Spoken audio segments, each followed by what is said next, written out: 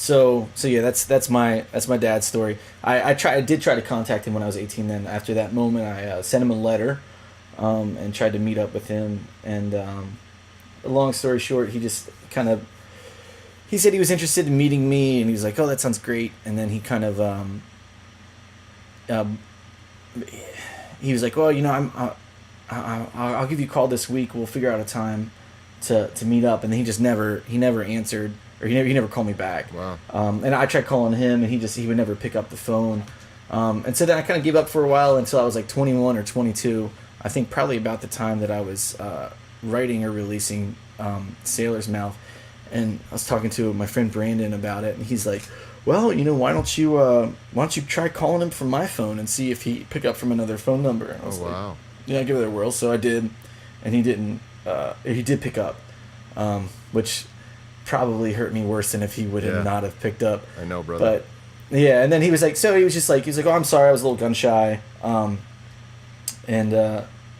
Anyways, it was the same thing. He's like, "Well, I'll call you this week, and we'll figure out a time to meet." And then it just never happened. So at this point, I think I am secretly waiting until my band gets huge, and then I'll go meet him and be like, "Look at what a success I am! You missed out. I'm something important now. You silly ass!" Like, yeah. And can I sit in your lap, please, just one time? Yes, just one time.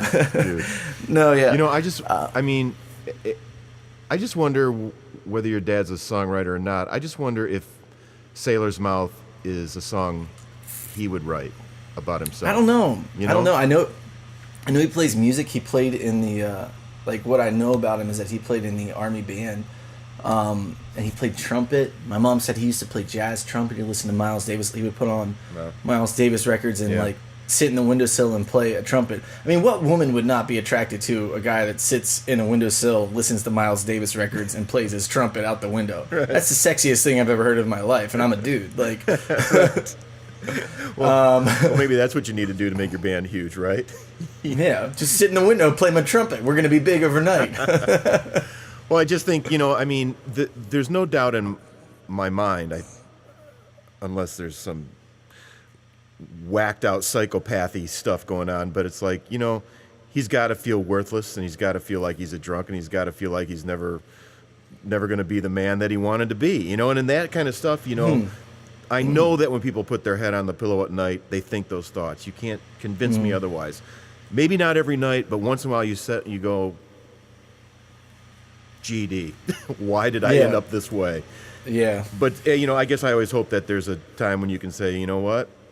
I'm going to keep on living and keep on breathing, and I'm going to turn this place around, and that's all I hope, and not just for your dad, but for me when I'm in that funk, and for you when you're in that funk, and for our wives and everybody, so. Yeah, right on.